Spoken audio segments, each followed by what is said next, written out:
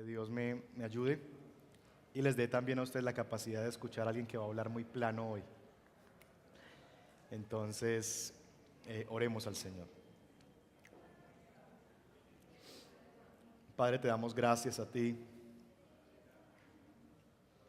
Gracias por tu palabra,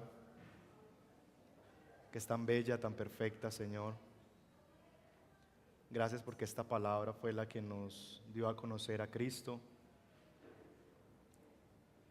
Es en esta palabra donde podemos escuchar tu voz cada día, cada mañana cuando despertamos y salimos a enfrentar un nuevo día cargado de desafíos. Tu palabra es alimento, es consuelo, es ayuda. Qué bueno eres tú, Señor. Tu palabra es alimento, sustento. Gracias por mostrarte en tu palabra, Señor, porque si tú no hubieras querido revelarte, sería imposible para nosotros llegar a conocerte. Ningún hombre por sí mismo puede encontrar a Dios. Solo aquellos a quien Dios quiera revelarse lo pueden hallar. Tú te has revelado a nosotros en la persona de Jesús, revelado Él en la escritura que tú nos dejaste. Y eso es lo que queremos invertir este tiempo, las próximas 2 horas, especialmente hoy, poder ver el Evangelio, Señor, como el tema central de la Escritura, como la gran historia de la salvación.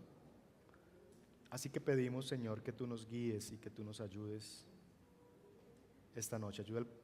Ayúdame, Señor, a comunicarme bien, fortalece mi garganta y ayuda a mis hermanos a escuchar, Señor, también con compasión, con misericordia. Y guíanos, Señor. Queremos que tú te glorifiques y verte a ti en lo que estamos aprendiendo. Te honramos y nos ponemos delante de ti en el nombre de Jesús. Amén. Amén, muy bien. Vamos a hacer un pequeño repaso de la lección pasada, en beneficio de los que no vinieron la sesión anterior.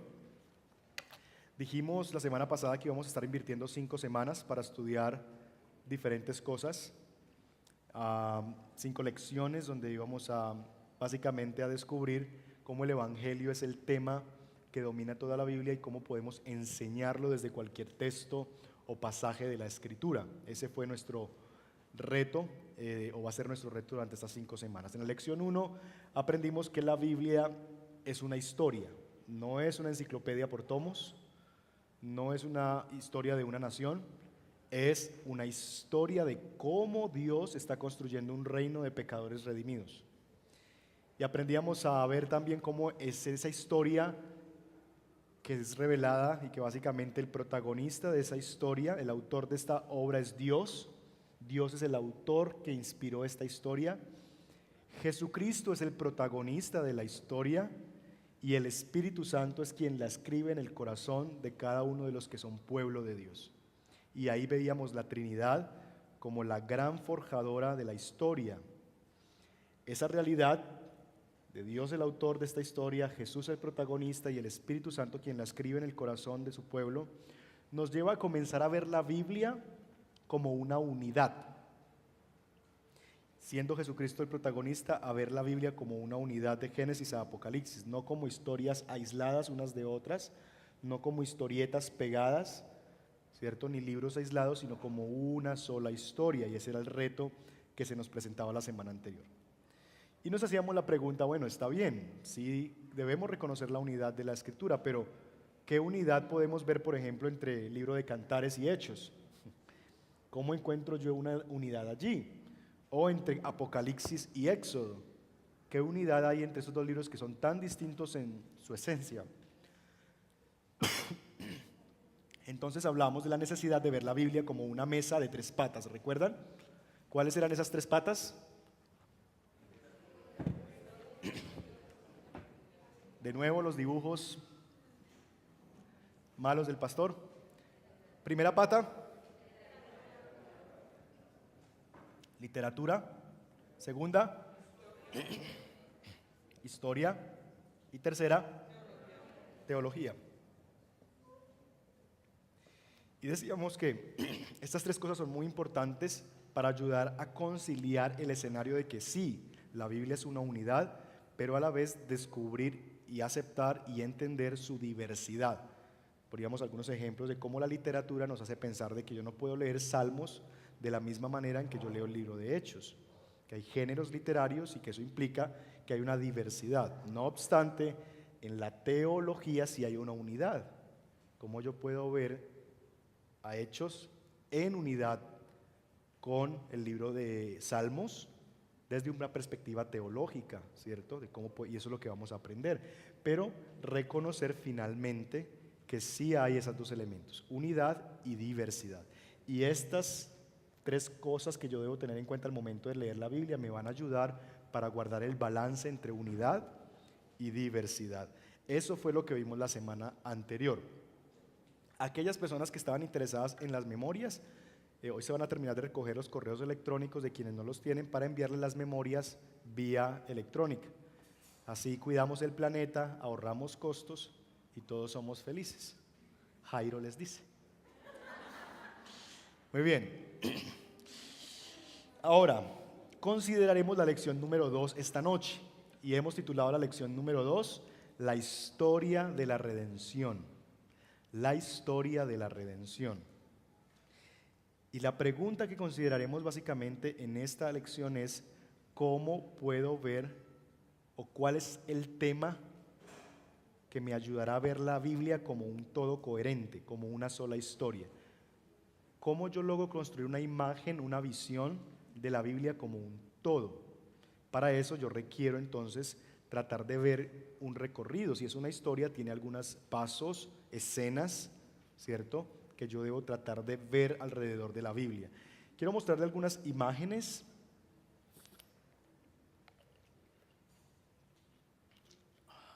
Creo que si apagamos, porque aquí va a ser necesario apagar. Creo que ni apagando, pero yo les leo. ¿Cómo puedo ver la Biblia como un todo? Hay varias formas en que los autores, los teólogos han tratado de ver la Biblia o tratarla de organizar en un sentido como una historia con escenas de cómo se va desarrollando esta historia. Esta es una propuesta de un profesor que se llama Bauman Roberts, que escribió un libro que ya hemos estudiado aquí en la iglesia, algunos, que se llama El Gran Panorama Divino. Algunos de ustedes hicieron ese curso y él propone que en la Biblia hay un tema dominante que es el reino de Dios y se ven en esta manera, de esta forma. Primero, hay un patrón del reino, ¿cierto? Dios, el creador, crea una forma de relacionarse con él y él crea a unas personas sobre las cuales él tiene dominio y él quiere que esas personas disfruten de su creación y vivan para su gloria. Pero el reino luego, por la entrada del pecado, es un reino perdido. Pero a partir de ese reino perdido, Génesis 2, en Génesis 3 encontramos un reino prometido, ¿sí? Génesis 12 también Abraham, todo el tema de que te haré una nación grande y te bendeciré, etcétera, etcétera. 4, el reino parcial. Entonces, ¿cómo empieza a construirse el reino en escenarios de la monarquía y todo eso? Reino profetizado. Entonces, la labor de los profetas es decir, estos reinos, el de David, el de Salomón, son reinos imperfectos, pero va a venir un reino perfecto. El hijo de David va a venir a reinar. Entonces hay como unas profecías sobre el reino. Y ya en el Nuevo Testamento lo que vemos es el reino presente, Cristo viene, el reino proclamado, la iglesia lo está haciendo y lo que esperamos que es que el reino sea perfeccionado. De tal manera que, ¿cuál sería el tema sobre el cual este autor, Bauman, construye su teología, su teología bíblica? ¿Cuál es el tema? Huevo es gallina, lo pone, frito se come. Reino. La Biblia es la historia de un reino, ¿cierto? Esa es una propuesta. Pero hay otra propuesta, si damos la siguiente diapositiva, mis queridos amigos. Muy bien, está en inglés, pero creo que es un inglés fácil y si no, yo les traduzco. Hay 7 pasos, básicamente 7 momentos de ver la historia de la Biblia. Precreación, es decir, que Dios antes de lo creado, lo que hemos estudiado en Juan capítulo 1, Él ya existía, es decir, Dios no llegó a existir con la creación, Dios es antes de la creación y eso es muy importante para este modelo, mostrarnos que Dios es antes de todo lo creado. 2, creación. 3, caída. 4, pacto, ¿cierto? Hay una caída y luego Dios da un pacto al pueblo, Ese pacto es completado en una persona que es la promesa de ese pacto, el Mesías, la iglesia y la nueva creación, ¿cierto? Son siete pasos de cómo la Biblia se va construyendo como una historia. ¿Alguna propuesta de lo que sería como el tema en esto? ¿Se atreven a dar alguna? Todavía no.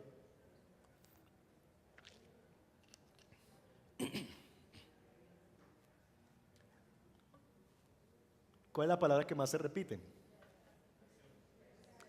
Creación.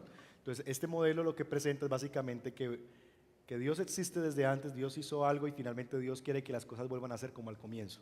Y lo que está en el medio apunta a cómo todo va a volver a ser como al comienzo. Entonces, el modelo se construye alrededor de la esperanza de que volvamos a vivir en un mundo como el que tuvieron Adán y Eva, ¿cierto? Entonces, ese es mucho el modelo al cual está este. Y finalmente, por presentarles un tercer modelo, y que es el que quisiera proponerles que trabajáramos el día de hoy, es creación, caída, Cristo y consumación. 4 pasos. Fácil, todas comienzan por C. ¿Cuáles son? Ajá. Todas estas formas tienen en común algunos elementos, pero hay uno que está en todos. Bueno, hay 2 que están en todos, pero bueno, uno realmente está en todos y es la persona de Jesús. Siempre el punto culminante o la persona central o el punto donde la historia encuentra como su gancho es Cristo. Él es el protagonista y sobre Él es esta historia. En el Antiguo Testamento se presenta como una promesa y en el Nuevo Testamento como un cumplimiento y las implicaciones posteriores de esa venida de Cristo a la tierra. Entonces, cualquiera que sea el modelo, siempre Cristo va a estar en el centro, englobado como aquel a quien se dirige toda la historia. Lo que yo quiero que hagamos el día de hoy es que construyamos un concepto del Evangelio alrededor de todos estos 4 por lo menos elementos que yo les he planteado. Pero para eso quiero que hagamos algo en primer lugar. Por favor, en sus notas usted va a escribir, va a responder a la siguiente pregunta en no más de 4 renglones. Listo. La pregunta es muy sencilla. ¿Qué es el Evangelio? ¿Qué es el Evangelio? No más de 4 renglones para los que les gusta inspirarse y escribir pastorales. Tampoco en un renglón. 3 o 4. Que no deje nada por fuera, pero que tampoco meta algo que no es el Evangelio.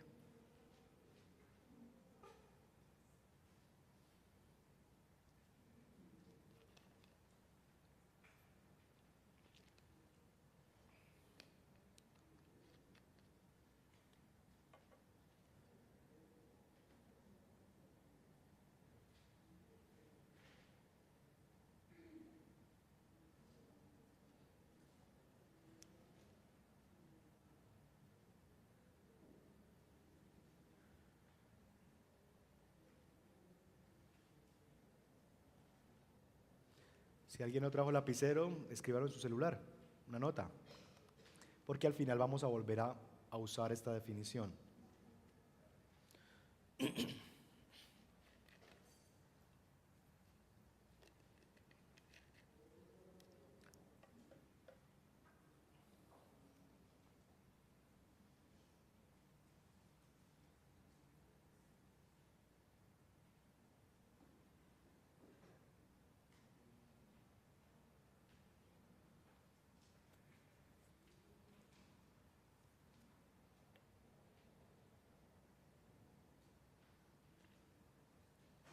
Un minuto.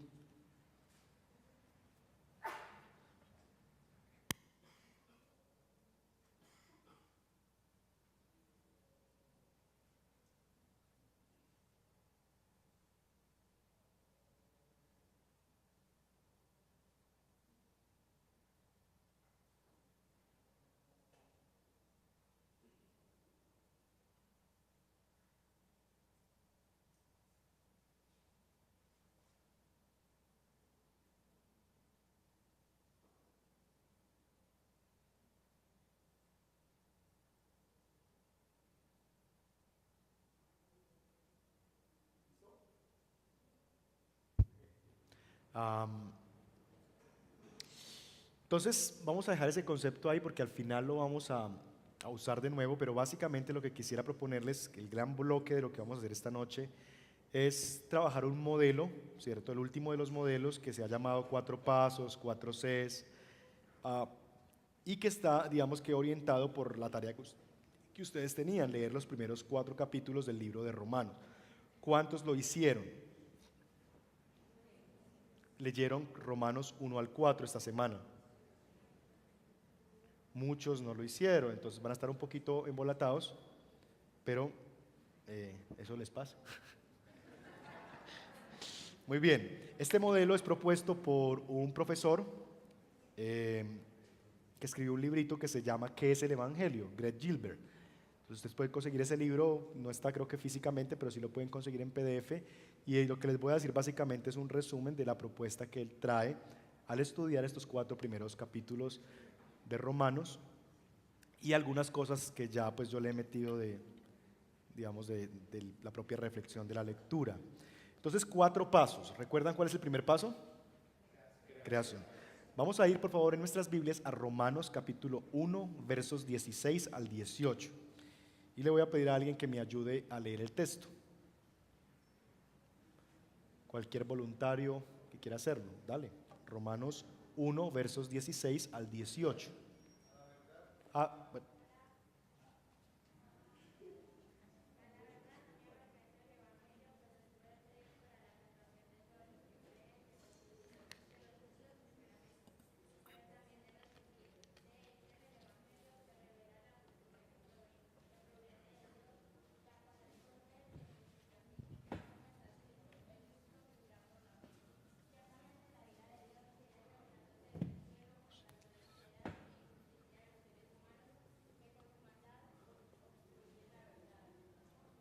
¿Qué cosas se revelan de Dios en el Evangelio? ¿O que el Evangelio da a revelar? Justicia y, ¿alguien dijo? Ira, ¿cierto? Algo muy importante que nosotros debemos comprender cuando nos acercamos a la Escritura es darnos cuenta que Dios es, al ser el creador, Él tiene derecho a pedirnos cuentas a nosotros. Es decir, Pablo lo que está haciendo es presentarnos a Dios como a quien todo ser humano, crea en Cristo o no crea en Cristo, ha de rendir cuentas. Estamos de moda en estos días en esta iglesia hablando de rendición de cuentas. Bueno, si a usted no le gusta el reto porque tiene que rendir cuentas, en el cielo vas a tener que rendir cuentas, ¿cierto? Y a Dios te va a pedir cuentas y decir, hey, y entonces, ¿cierto? ¿Qué de esto? ¿Qué de aquello? La humanidad no es autónoma, no somos autodependientes o autojustificables. Todo de nosotros tiene que rendirse delante de Él. Por eso, lo que revela el Evangelio es que Dios es justo, y lo que revela el Evangelio es como no hemos respondido a esa justicia, se revela la ira de Dios. Ahora bien, dado que Dios nos creó, básicamente eso es en resumen, Él tiene el derecho de demandar nuestra adoración.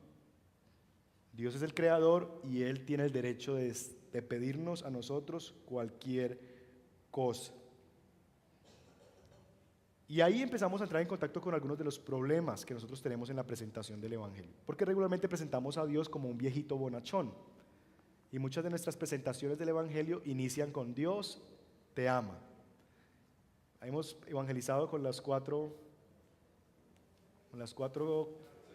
llaves, con las 4 letras, modelo de Billy Graham, ¿sí? Leyes, las 4 leyes, eso. Y siempre empieza por el amor de Dios. Y ahorita vamos a ver un poquito cuál es el problema de ese tipo de evangelización. No es malo, o sea, no es satánico, no digan, ay, no, yo que lo hice, ay, Dios me va a condenar. No, tranquilo.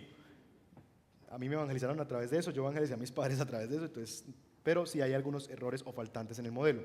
Entonces, presentamos muchas veces a Dios como uno que nos da regalo, que tiene lindos deseos para nosotros, pero que no demanda nada. Dios es muy comprensivo y Él no se enoja, Él es puro amor, ¿cierto?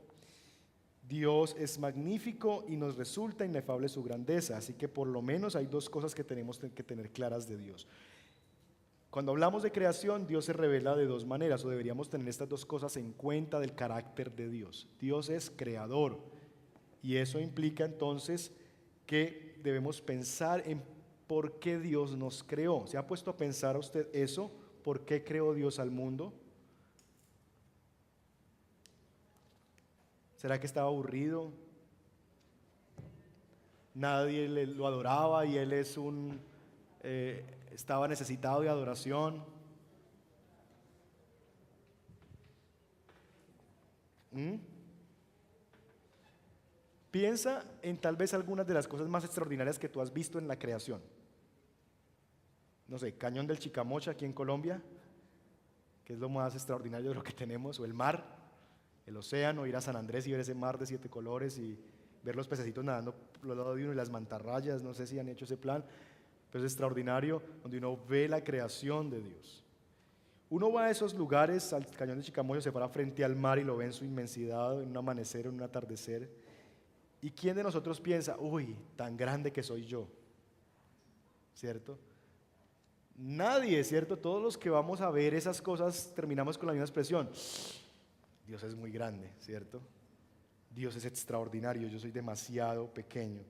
Dios creó todas estas cosas para eso, para comunicar cuán grande es Él. En un sentido, así como eso aplica a las cosas creadas, aplica a nosotros la creación. Dios nos creó en un sentido para comunicar su grandeza, su belleza, y para que nosotros al vernos unos a otros digamos cuán grande es Dios. Entonces, puesto que Dios nos diseñó y nos creó para la alabanza de su gloria, es lo que dicen los profetas y es lo que vemos desde la creación, Él tiene el derecho de ordenar con plena autoridad cómo debemos vivir. Por eso ningún ser humano es autónomo. Todos nosotros nos debemos a nuestro Creador. Y por eso en la teología es tan importante defender eso. Dios nos creó, porque si yo no creo eso, entonces yo sí voy a creer que soy autónomo, porque si nadie me hizo, yo soy dueño de mí mismo, ¿cierto? Y creemos es que Dios es nuestro creador. En el jardín entonces encontramos a Adán y Eva desde un comienzo, Génesis capítulo 2, desconociendo el derecho y la autoridad de Dios como si ellos fueran los creadores y no Dios. Entonces no toman en cuenta las palabras de Dios, sino que le dan la espalda a la autoridad de Dios. No comas de este árbol, y ellos se hacen sus propios señores y se ponen las reglas, y ahí ya sabemos lo que pasó. Entonces Dios es creador y eso es muy importante. Y número 2, Dios es justo y santo. Si hay otra cosa importante que debemos recordar del carácter de Dios, es que Dios es justo y santo. Y aquí no voy a entrar en detalles porque ya lo hemos trabajado en la predicación. Leíamos el texto de Éxodo 34, versos 6 y 7, que el Señor es grande en misericordia, clemente y compasivo, lento para la ira y grande en amor y fidelidad, que mantiene su amor hasta 1000 generaciones después y que perdona la iniquidad, la rebelión y el pecado. Y todos decimos, sí, amén, ese es nuestro Dios, lleno de amor, lleno de gracia y misericordia. Pero el texto sigue diciendo, verso 7, pero que no deja sin castigo al culpable. Entonces eso es Dios. Con elocuente claridad el pasaje nos dice que sí, el Señor es clemente y compasivo, amén a eso, pero que también Dios no puede dejar sin castigo al culpable.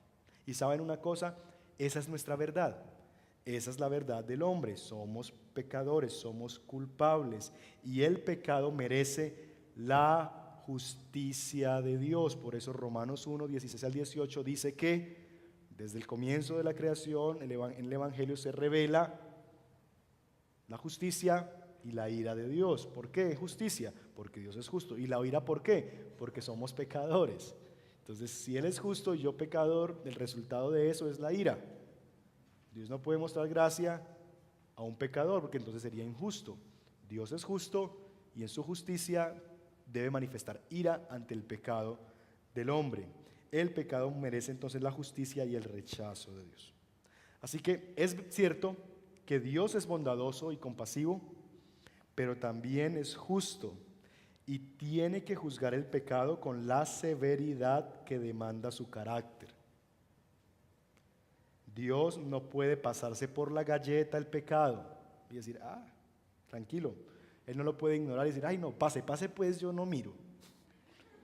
No. Dios no puede simplemente decir, yo lo tolero. Y ¿saben una cosa? Eso incluye tu propio pecado. Dios no puede cerrarte los ojitos y decir, ay no, yo no vi eso, hágalo tranquilo.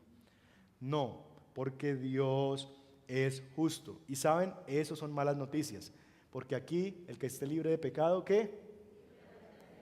Ok. Ninguno, ¿cierto? Todos somos pecadores. Y eso es una mala noticia. Por eso, el mensaje que predicamos a veces de ven a Dios y Él te recibirá no es el Evangelio. O ven a Dios y pídele perdón y Él te recibirá tampoco es el Evangelio. Porque Dios no solamente será suficiente que yo le pida perdón. Y ya vamos a ver por qué. Ese no es el Evangelio. Entonces, ese es el carácter de Dios. Dios nos creó y como creador, Él tiene también Él tiene el derecho de pedirnos cuentas. Además es justo y santo y las cuentas entonces que tenemos son negativas. Porque el estándar de Dios es súper alto y el mío, mi pecado no me llegan nunca a complacer a Dios. Entonces yo siempre seré un reo de la justicia y de la ira de Dios. Y hasta ahí todos son malas noticias. Sí, y el niño pequeño que yo le enseño en escuela dominical, el de caminadores, sí, ese que usted le quita el juguete y te mira horrible y te manda pata, ese es un pecador, ¿cierto? Y necesita el Evangelio. Y sobre ese niño necesitamos entonces predicarle el Evangelio. Segundo paso, segunda C. Caída. La caída, ya sabemos, entonces, alguien que pueda leer Romanos 1, versos 21 al 23, por favor.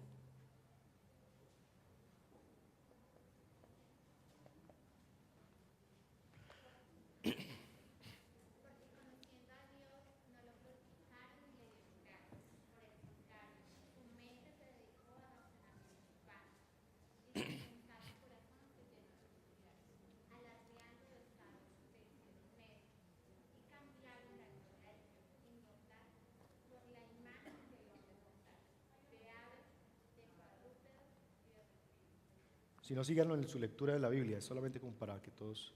Romanos 1, 21 al 23, ¿cierto? Lo pueden seguir ahí en sus Biblias. Básicamente lo que Pablo está presentando es que Dios se ha revelado desde el comienzo de la creación, ¿cierto? Que desde el comienzo Dios se ha dado a conocer y que nadie tiene excusa, ¿cierto? Decirle, ay, no, es que yo no sabía. Dios dice, la creación te dio testimonio.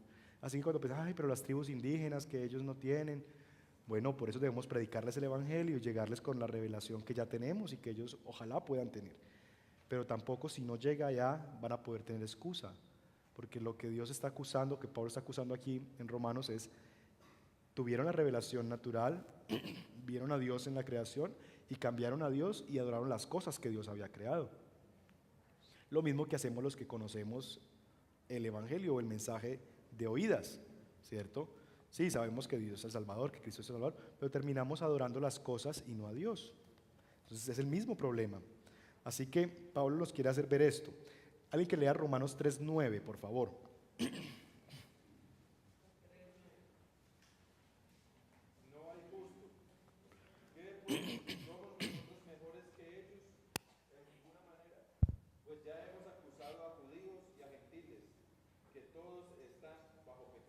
Ajá. Pablo está diciendo aquí no hay gente buena y gente mala, ¿cierto? Aquí tanto judíos como gentiles, ambos están bajo la ira de Dios porque todos hemos pecado. No es por ser gentil, no tener la ley, eso que es pecador, los judíos también están bajo la misma realidad. Pablo acusa al más santurrón de los judíos. A todos los acusa y los declara culpables, pues no cumplen la ley. Ni los judíos la pueden cumplir completamente, ni los gentiles mucho menos, porque viven como si no tuvieran ley. Así que aquí ya vemos que está el problema, ¿cierto? Dios nos creó, demanda cuentas sobre nosotros y las cuentas que nosotros le podemos dar a Dios, porque llegó Génesis 2, la caída, nuestras cuentas siempre serán negativas. Entonces yo tengo a Dios aquí que me va a demandar a mí un carácter santo como el de Él y que me va a juzgar con justicia porque Él es justo Y cuando me pide cuentas yo tengo un problema. ¿Y cuál es mi problema? El pecado. Porque mis padres, Adán y Eva, cayeron y a partir de ahí todos los seres humanos hemos pecado. De cualquier lengua, de cualquier tribu, de cualquier nación somos pecadores. Entonces, ese es Dios y ese es nuestro problema. Pero si ustedes se ponen a pensar en la historia bíblica, ¿dónde tenemos eso? Es decir, ¿dónde se nos revela las dos cosas? ¿Dónde se nos revela que Dios es creador, es justo y nos creó y tiene el derecho sobre nosotros? ¿Y dónde se nos revela que hemos pecado? Génesis, ¿Génesis qué? ¿Hasta qué capítulo? O podríamos decir, ya, hasta ahí está. Génesis 3. Es verdad, o sea, en un sentido, para entender esas dos cosas necesitaríamos Génesis 1 al 3. ¿Se ha preguntado usted alguna vez por qué entonces el resto de la Biblia? Si Dios creó al ser humano, mostró su carácter, su bondad, su amor en la creación, su justicia, porque le dijo, no vas a hacer esto, y los expulsó del Edén y les dijo, estas serán las consecuencias por su pecado. Ahí había manifestación de la justicia de Dios, de la ira de Dios. Y si vemos el problema ya en Génesis capítulo 2, ¿por qué no Génesis capítulo 3? Bueno, capítulo 3 es el problema. Génesis capítulo 4 ya no viene Cristo, la solución. ¿Se han preguntado alguna vez eso? ¿Por qué? Si ya está el problema, ¿por qué al otro día Dios no mandó la solución?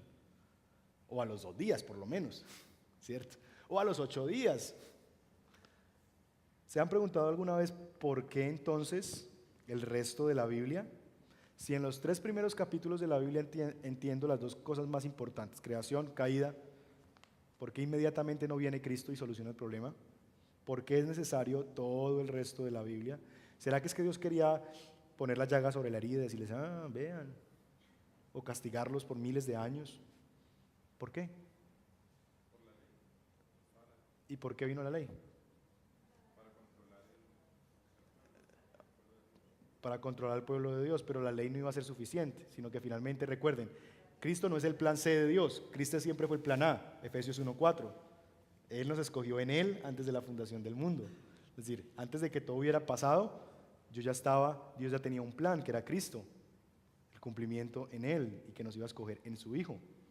Entonces no es que la ley llegó y la ley le salió mal a Dios y dijo, me falló este plan también, entonces hagamos otra cosa, mandemos a Cristo. No. Pedro.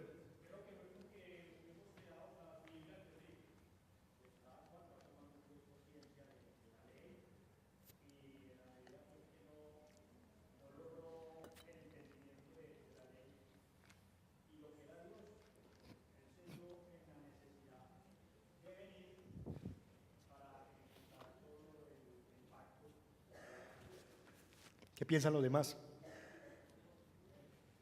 de lo que Pedro nos propone?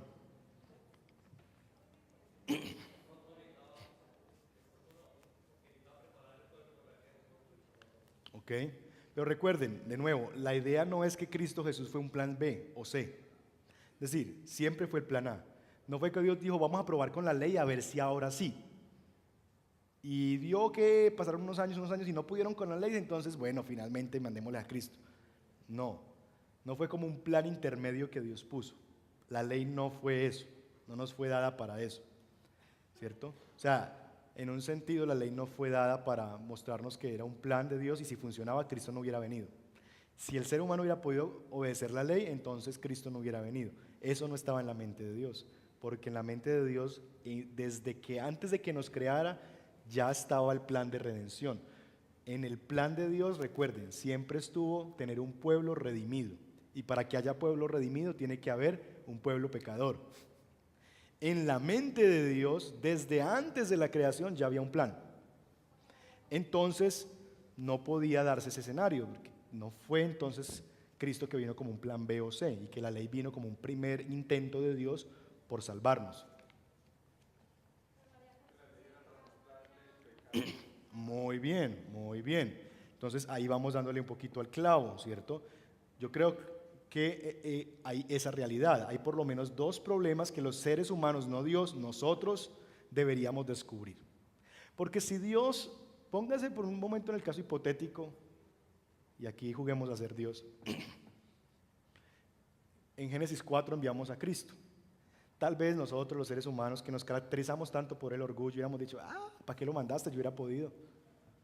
Déjame verás, ¿cierto? Nomás es que me des la oportunidad y yo sí, porque eso fue Adán y Eva, pero yo soy diferente, Señor, hubiera dicho Abel, ¿cierto? Eso fueron mis papás, pero va a ver la calidad de hombre que está aquí pues parado frente a usted.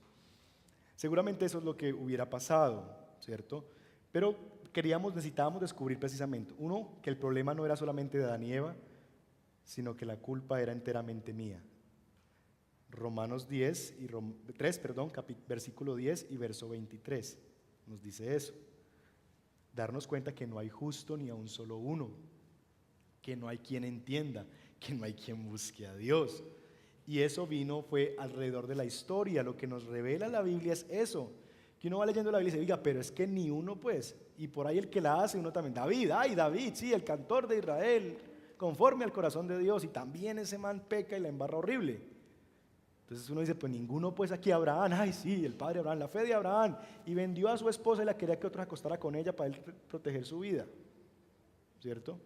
Entonces uno dice, ¿de dónde pues escogemos algo? Noé, sí, el gran Noé, y por ahí estaba desnudo bebiendo y sus hijos lo vieron, entonces uno dice, ¿de dónde pues se saca algo bueno?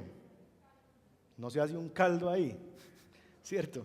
Entonces, en un sentido, lo que nos damos cuenta en la historia bíblica es que el problema no solamente fue Adán y Eva, lo que eso evidenció es el problema de nuestro corazón y se hace recurrente en nuestra realidad, ¿cierto? Si tú y yo hubiéramos sido Adán y Eva, seguramente hubiéramos hecho lo mismo que Adán y Eva. Tal vez nos hubiéramos demorado un poquito más o menos, no sé, hubiéramos roto el récord olímpico de coger manzanas o lo que haya sido. Pero finalmente la historia vino para mostrarnos que todos somos culpables. Y en segundo lugar, también yo creo que Dios en su sabiduría nos permitió tener este espacio de tiempo entre la caída y la venida de Cristo para que nos diéramos cuenta que no podemos resolver el problema tampoco. No solamente que somos culpables, sino que tampoco podemos resolver el problema. Porque el pueblo intentó por lo menos de dos maneras.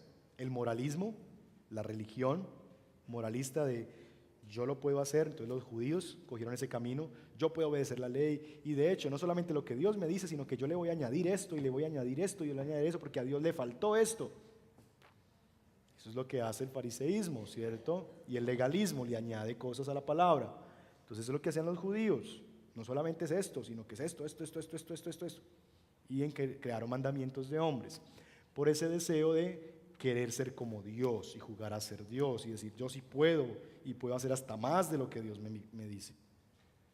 Otros cogimos el camino de la irreligión. Entonces Dios no, ese Dios de la Biblia no, yo me voy a crear mis propios dioses.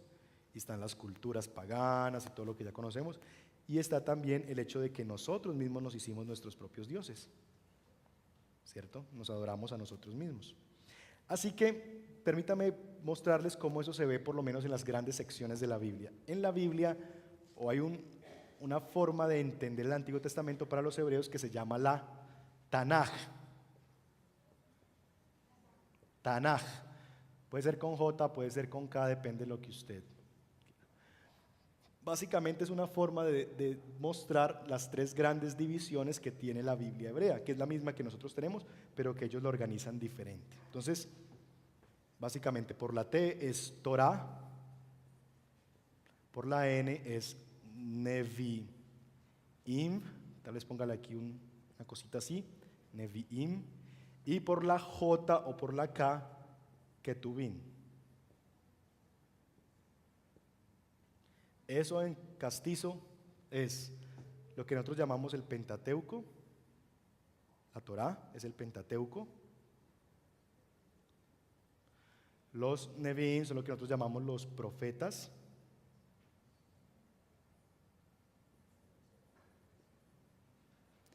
Y aquí nosotros no los llamamos así, pero es los escritos. Escritos, los otros escritos. Son tres grandes divisiones. Permítanme mostrarles básicamente en esas tres grandes divisiones cómo esta verdad sale a flote. En la Torá, la ley, Dios nos muestra dos cosas. Número uno, su carácter. Ya lo hemos visto, Él es creador, Él es justo, Él es santo. Y también en la ley se nos muestra nuestro corazón. Entonces vemos las historias de Adán, de Caín, de Noé, de Sodoma y Gomorra, los hermanos de José, el mismo Abraham, Ismael, bueno, todas esas historias que muestran y revelan la condición humana, el corazón caído. Pensamos que podemos manejarlo todo, que sí podemos agradar a Dios. Por ejemplo, aquel joven rico, ¿recuerdan al joven rico cuando Jesús se lo encuentra? ¿Y qué es la pregunta que le dice Jesús? ¿Qué le hace Jesús? ¿Qué le hace él a Jesús? Maestro. Ajá, ¿y qué le responde Jesús? ¿Qué le responde Jesús? Haz esto, haz esto, haz esto, que está en la ley. Y él le dice, maestro, ya, hecho, diga qué más. Vende todo lo que tienes. Hasta ahí llegó. Entonces, lo que se reveló fue un pecado en su corazón, una codicia, algo que él amaba más que a Dios. Entonces, finalmente la ley lo que hace es mostrarnos nuestra incapacidad de agradar a Dios por nuestro rendimiento. Para eso vino la ley, para mostrarnos que no podemos agradar a Dios por nuestras buenas obras. Porque más adelante Romanos va a decir que cuando uno cumple una cosa, y Gálatas también lo dice, cuando incumplen una sola cosa de la ley se hace culpable de toda la ley. Tú puedes decir, yo no robo, yo no mato, ¿cierto? Yo no juro en vano, en fin, los 10 mandamientos.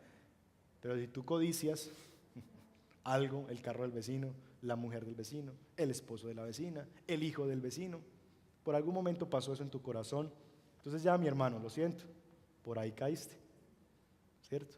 Entonces finalmente es que la ley vino para eso, revelarnos el carácter de Dios y revelarnos nuestra incapacidad de agradar a Dios por nuestro rendimiento. 2, la ley vino también entonces los profetas. Los profetas son quienes vienen a denunciar esa verdad. Los profetas, la labor de los profetas es decir, miren que ustedes son así. Ellos vienen a denunciar a un pueblo que nunca pudo cumplir el pacto. Y esa es la labor del profeta. Pero no solamente eso, sino que los profetas anuncian la venida de uno que sí guardaría el pacto. El hijo de David, que sería el rey perfecto, el Mesías, y que ese nos daría un nuevo corazón a todos, nos haría, en palabras de Jesús, nacer de nuevo. Así que los profetas vienen a eso, a anunciar, no solamente a denunciar y a denunciar nuestra maldad y a anunciar que vendrá uno que sí va a poder, un varón perfecto. Y finalmente los escritos. Los escritos son todos estos libritos, Esther, Nehemías, Ruth, Esdras, no sé, todos estos que ya son salmos, ¿cierto?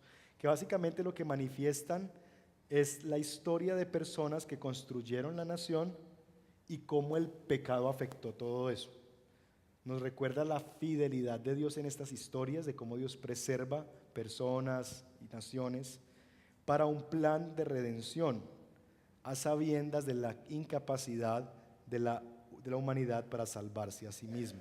Es decir, en todas estas historias vemos la redención de Dios. Dios les salva, Dios les salva, Dios les salva, Dios muestra su amor, su bondad y se revela el corazón pecaminoso del hombre. Pero cómo Dios los sostiene en el pacto, cumple promesas y los anima, los ayuda, en fin. Entonces esto será muy importante. Creo que vamos a un gráfico, no sé si lo alcanzan a ver, creo que no. Si apagamos estas luces, ayuda un poquito, pero básicamente se lo voy a resumir en un minutico. Es una historia de cómo esto se da, ¿cierto? Y de cómo la historia bíblica o los libros de la Biblia van marcando ese escenario. Grandes cosas: Edén, creación, aquí, Génesis 1 y 2, caída, Génesis 3, toda esta línea que ustedes ven allí, hasta es Éxodo, ley, conquista, monarquía, ahí están los personajes principales, y va desde Génesis 12 hasta el libro de Crónicas, más o menos. Eso, se nos revela el Éxodo, la ley, la conquista y la monarquía. Ahí parece ser como una cosa que va otra vez creciendo, ¿no? El hombre cayó, pero como que hay una esperanza, la tierra prometida, la ley de Dios, un rey como David, un rey como Salomón. Parece que la cosa va bien, pero en un momento viene la decadencia de la historia de Israel. El reino se divide entre Judá e Israel, ¿cierto? Cada uno hace lo que bien le parece. Judá es exiliada a Babilonia, son llevados cautivos, todo lo que ya vemos ahí en Esdras y en Malaquías, en la historia de los profetas. Pero se traza en los profetas, y es la línea de arriba donde dice esperanza profética, no sé si lo alcanzan a ver, unas líneas punteadas. Eso es lo que hacen los profetas, decirles, sí, así estamos, pero va a venir algo muy bueno, todavía no está, pero va a llegar el momento en que el reino va a ser restablecido. Y en esa promesa profética y en esa decadencia de Israel es donde tenemos el fin del Antiguo Testamento. ¿Estamos? ¿Sí? Muy bien. Luego de eso vemos el nacimiento de Cristo, ¿cierto? Hay un periodo de 400 años donde no pasa nada, ¿cierto? Ahí está el reino presente, Cristo Jesús está entre nosotros, y luego viene ya todo el tiempo de lo que llamamos Pentecostés, los evangelios, Hechos de los Apóstoles, la ascensión de Jesús, y hay como un espacio, que es lo que esperamos cuando Él venga por segunda vez y se dé la nueva creación. Entonces esta es una forma de resumir toda la historia bíblica, ¿cierto? Todo el evangelio. Esto para mostrarles cómo en la Torá, en Neviim, en los profetas y en los escritos vemos realmente el sentido de esto. Lo que Dios nos quiere mostrar en un sentido es su plan de redención, pero a la vez nuestra incapacidad de someternos a su pacto. Para eso se nos dejaron todos esos libros en la Biblia, después de Génesis 3, para mostrarnos que no podemos, que tenemos un problema y el problema somos nosotros, y no solamente fue Adán y Eva, y para mostrarnos que no lo vamos a poder resolver, ni por vía de yo cumplo la ley, yo sí, yo me sacrifico y me flagelo, por ahí tampoco, no vas a poder. Y por otro lado, también el escenario de la irreligión, yo me hago mis propios dioses, yo a ese Dios no lo quiero, tampoco. Y mostrarnos una esperanza, es que lo que necesitamos es que venga Él, ese que desde el comienzo y desde antes de la creación yo planeé, pero que si no hubiera pasado este tiempo de historia, ustedes no hubieran deseado que viniera, ustedes no hubieran sentido la necesidad que Él viniera, ustedes no hubieran visto el por qué esa persona es tan central, tan necesaria, sino que ustedes hubieran creído que podrían manejarlo, que ustedes tenían la solución en sus manos, que ustedes sí podían llegar a ser muy buenos. Entonces, por eso Dios nos dejó ese margen de historia. ¿Estamos? Muy bien. Tenía aquí algunas cosas, pero me las voy a saltar en términos de cómo podemos malentender el pecado, porque Andrés hizo un buen trabajo el domingo de decirnos algunas cosas o formas de cómo malentendemos el pecado. Solo voy a leer algunas confusiones, leídas nomás, para tener en cuenta cómo nosotros podemos llegar a confundir el tema del pecado, porque tendemos a confundir lo que es el pecado. Lo confundimos el pecado con los efectos del pecado. El pecado no es que yo me sienta mal. Entonces yo no le puedo decir a alguien, Dios quiere que tú te sientas mejor, porque tú te sientes muy triste, muy aburrida, y Dios es alegría y viene a tu corazón. No, la tristeza no es el problema, la tristeza es el efecto del pecado, pero no es el pecado. La tristeza no es un pecado, ¿cierto? 2, reducir el pecado a una relación rota. Ay, no, es que Dios es tu papá y tú te fuiste de la casa. Sí, eso es cierto, pero no solamente es adulterio, ¿cierto? Sino también es que Él es un rey. Y yo me rebelé contra el rey, y lo que merezco es... Entonces, no es solamente una relación rota, hay más que eso. Reducir, y por eso es reducir la palabra, el pecado a pensamientos negativos. Dios viene a librarte de tu negativismo, eso que tú piensas mal, que te va a ir mal. Descubre el campeón que hay en ti. Bueno, entonces ese tema, no pienses tampoco de ti. Esa fue la propuesta que le hizo la serpiente a Adán. Ese temita de que no pienses tampoco, sube tu autoestima, eso fue lo que le dijo la serpiente a Eva. ¿Te vas a conformar con ser Eva? Si tú puedes llegar a ser Dios. Descubre el potencial. Tú puedes escalar montañas, Eva. Serás como Dios. No te conformes con ser Eva. Y la invitó a tomar el fruto. Y ya sabemos qué pasó. Confundir el pecado con pecados. Dios no solamente viene a ayudarnos a lidiar con unas cositas que yo tengo que arreglar, no. El pecado es un problema en el alma y yo tengo que darme cuenta de eso. No es solamente las cosas malas que yo hago cosas malas porque yo soy malo. Yo hago cosas malas porque soy pecador. Yo hago pecados porque soy un pecador. No es que yo hago cosas pecaminosas y yo tengo que arreglar esto. No. Es que el problema el corazón del problema es el problema del corazón. Ahí está arraigado el dolor del alma humana y la necesidad del alma humana. Somos, como diría el reformador, depravados, hijos de ira, según Efesios 2:3. Así que Jesús no vino solamente a morir por errores aislados, sino por el pecado que nos tiene muertos y destituidos de la gloria de Dios. Lo que hace el Dios creador, justo y santo, es entregar el pago justo por el pecado, ¿cierto? La muerte. El Evangelio nos debe saber amargo, dice Juan Bunyan, antes de sabernos dulce. Así que ahí tenemos. Si quisiéramos ver el Antiguo Testamento en palabritas claves, serían creación, caída, como un patrón que se repite aquí. Hay un escenario de gracia después de esto, que es lo que llamarían otros autores como una redención parcial. Sí, Dios da promesas, redención parcial. Hay un reino que parece que todo va a ir bien y Dios le muestra la bondad de un pacto, hay una ley, una nueva tierra, un éxodo, todas esas cosas. Pero finalmente esa redención parcial también se presenta en los profetas como una esperanza de un redentor, de una redención total, ¿cierto? Esperanza de un redentor, y esa es la labor de los profetas, mostrarnos que necesitamos esa una persona. Entonces, si quisiéramos verlo, sería creación, la caída y un escenario de gracia donde hay algo de redención, pero a la vez nos seguimos dando cuenta del pecado y de los efectos de la caída. Y finalmente Dios diciéndonos, miren, estas cosas van a pasar, yo les voy a ayudar, les voy a dar la tierra, les voy a devolver la tierra, yo los voy a cuidar, voy a cumplir mi pacto con ustedes, los voy a proteger. Pero la mayor cosa que yo les prometí fue que la simiente de la serpiente te herirá en el talón, pero la simiente de la mujer, el Hijo de Dios, te herirá en la cabeza. Y tiene que venir una simiente, un hombre, y Él es el Redentor y la esperanza de redención final. Así llegamos. Preguntas hasta aquí. ¿Ha sido claro? Dale.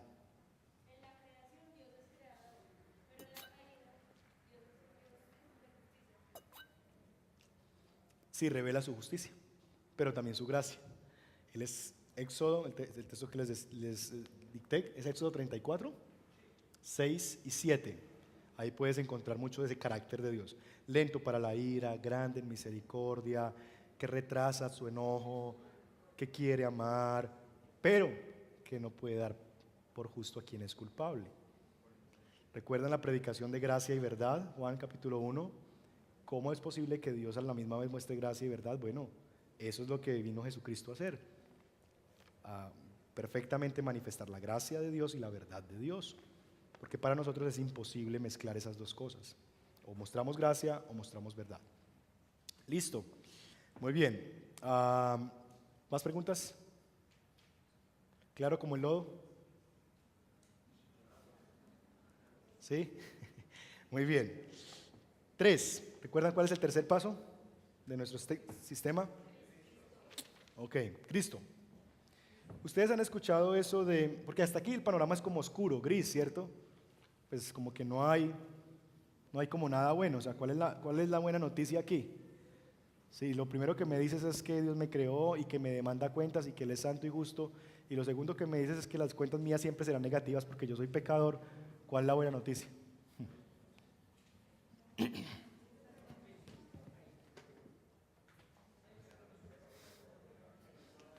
Necesito otro. Bueno, yo lo hago con esto.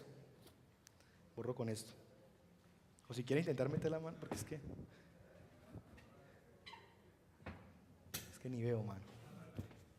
No tengo ni gafas hoy. Bueno, Jesucristo el Salvador. Es que Mauro con esas manos tan largas atraviesa hasta llega al primer piso del parqueadero.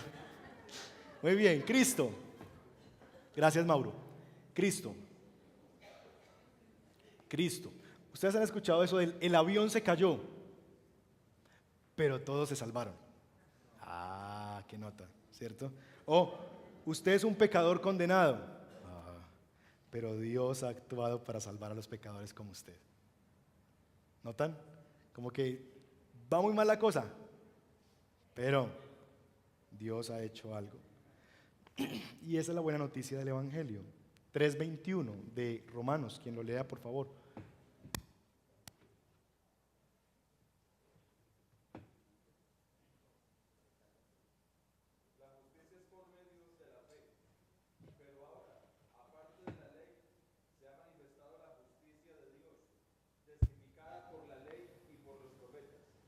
Ajá.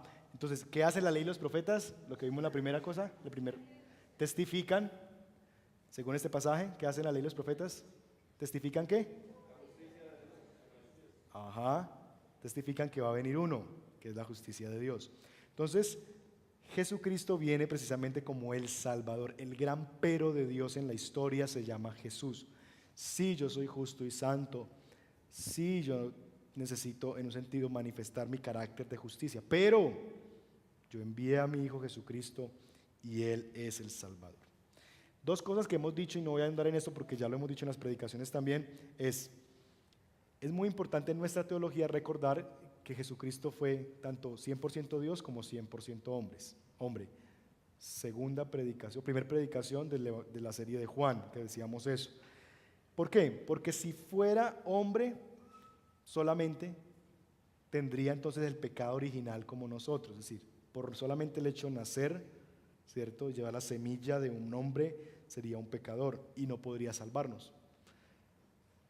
Porque si él fuera un hombre como nosotros, vendría entonces con la realidad de pecado, hubiera heredado el pecado de su padre y no podría salvar a otros si él mismo está en pecado.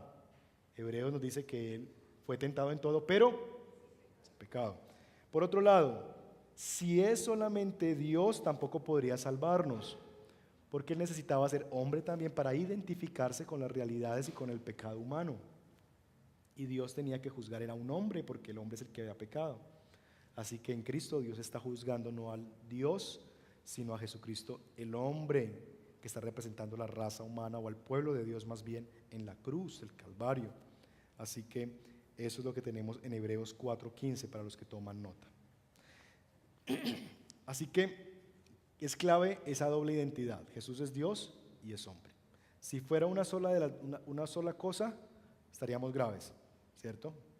Pero también es clave entender la cruz y la resurrección, porque Jesús no vino simplemente a inaugurar el reino de Dios como un rey, y esa es la expectativa que tenían los judíos, los discípulos y los judíos, que Él viniera y empuñemos espadas y volvemos a ser como un David, que conquista reinos. Y de hecho, cuando se va a ir, la pregunta que le hacen en Hechos 1 es: ¿cuándo restaurarás el reino de Israel? Porque la esperanza del pueblo era esa, ¿cierto? Jesús no vino solamente a inaugurar el reino de Dios como un rey, sino también vino a traer pecadores, o para traer pecadores a este reino al morir por ellos, cargando su pecado, recibiendo el castigo y asegurando su perdón y justificándolos ante los ojos de Dios.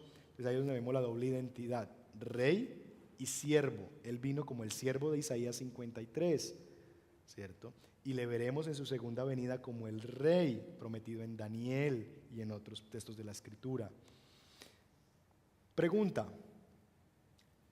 para que la discutan con su compañero: ¿para quién murió Jesús o por qué murió Jesús?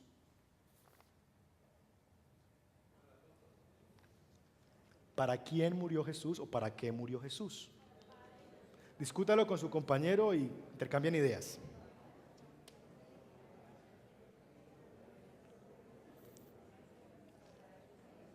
¿O por qué más bien? ¿Por qué o para quién?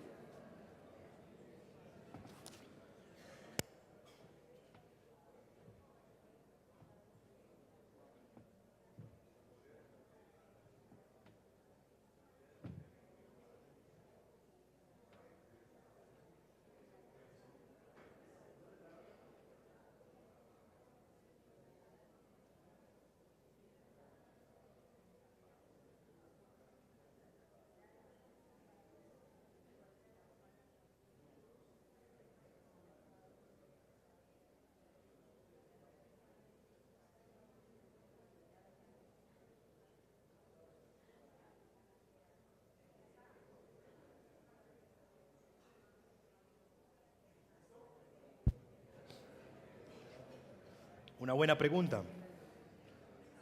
Ok. ¿Quiénes dicen que para el hombre o para rescatar al hombre? ¿Ninguno? Y entonces Juan 3:16, ¿qué hacemos con Juan 3:16? ¿Sí? Ok. ¿Y los que no levantan la mano, entonces qué opinan? ¿Que Él murió para quién? ¿Para Dios? ¿Quiénes piensan que Él murió para Dios? Ajá, muy bien, excelente.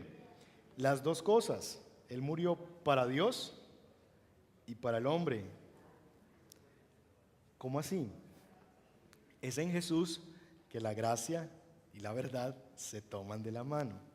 Es en Jesús que la santidad de Dios es vindicada, porque Dios en Jesús descarga toda su ira y Dios entonces recupera el honor que le debíamos los seres humanos. Es vindicada su santidad y recuperada su santidad.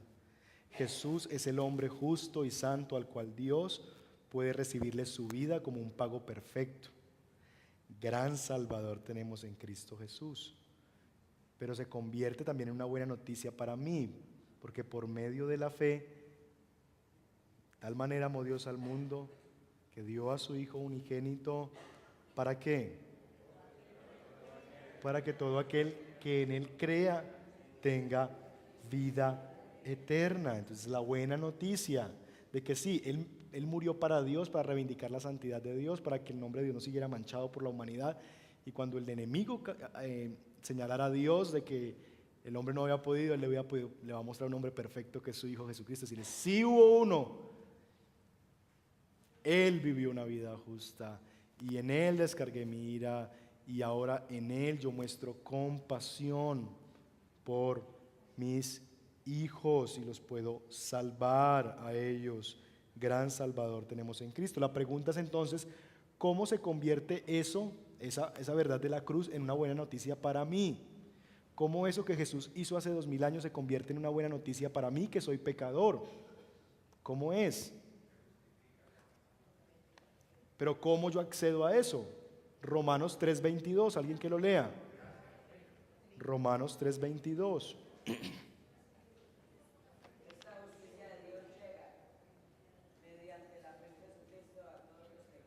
¿Mediante qué? ¿A todos los que creen? Entonces esto me llega es en Jesucristo a través de la fe. ¿Quiénes creen? Y si puedes leer porfa también, Miguel, el 4:5.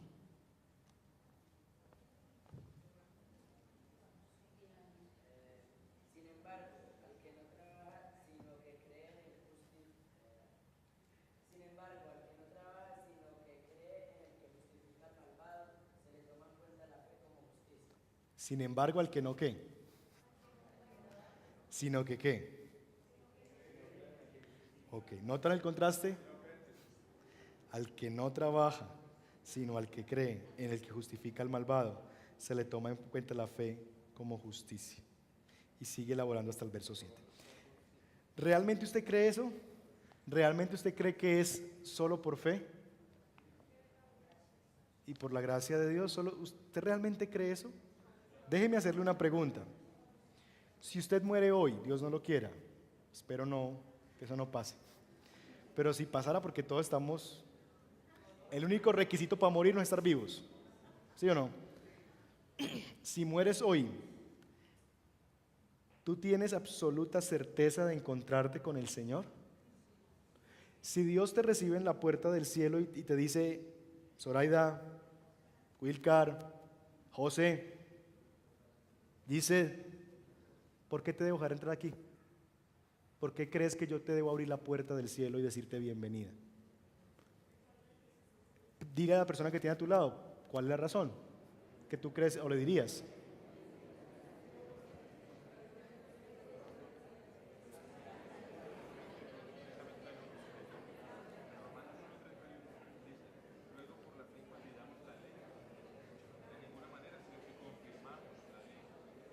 ¿Por qué? Porque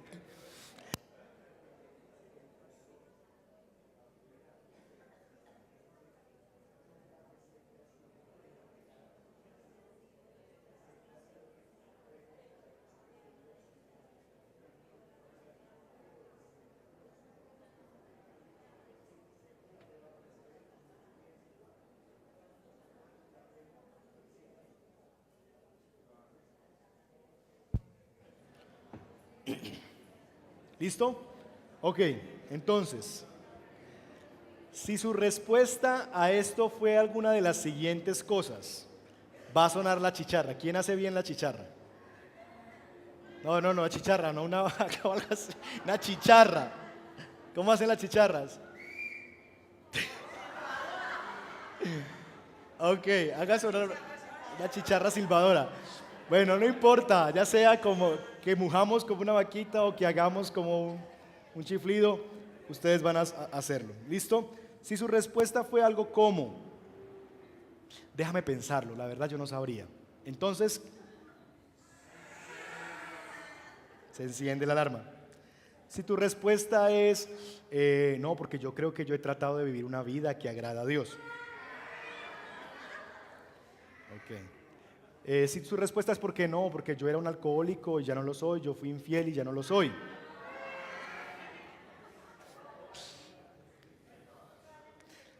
Porque yo vivo una vida esforzada, porque yo trato de obedecer la ley de Dios.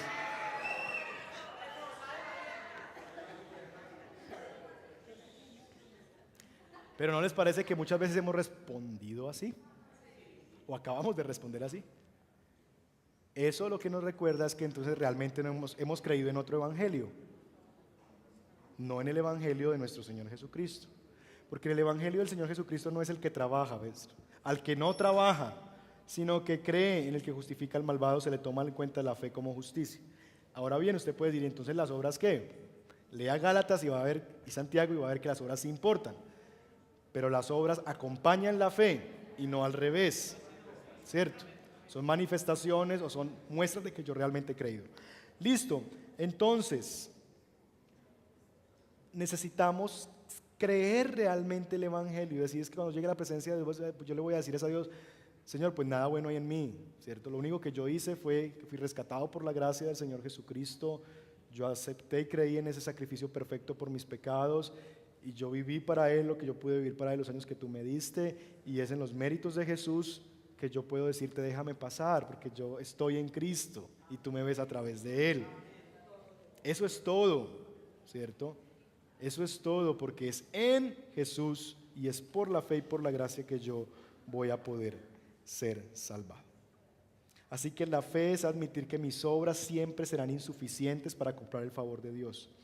Es saltar a la piscina como el niño que quiere saltar a la piscina y tiene miedo y en un poquito, pero ve a papá y dice, y que le dice, papá, si usted no me atrapa, yo me ahogo aquí, pero yo sé quién eres tú y me voy a tirar. Y yo le digo, Jesús, me voy a tirar al agua, si no me atrapas, estoy fregado, sálvame o me muero. No hay otra. Si tú no me atrapas al tirarme a esta piscina, yo me voy a morir.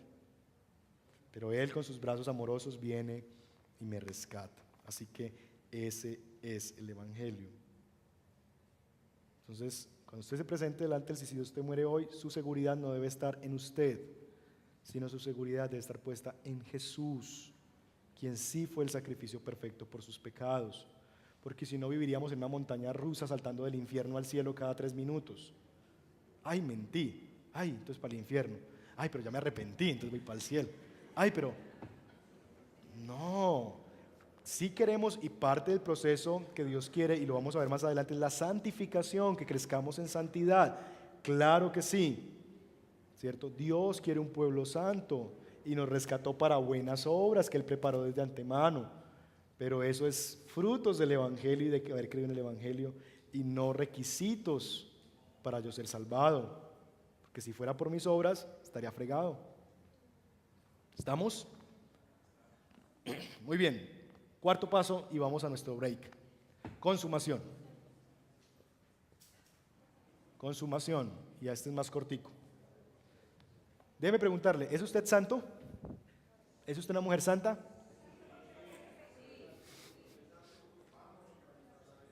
¿Sí o no? ¿Cuántos dicen que sí? ¿Cuántos dicen que no? ¿Y los demás?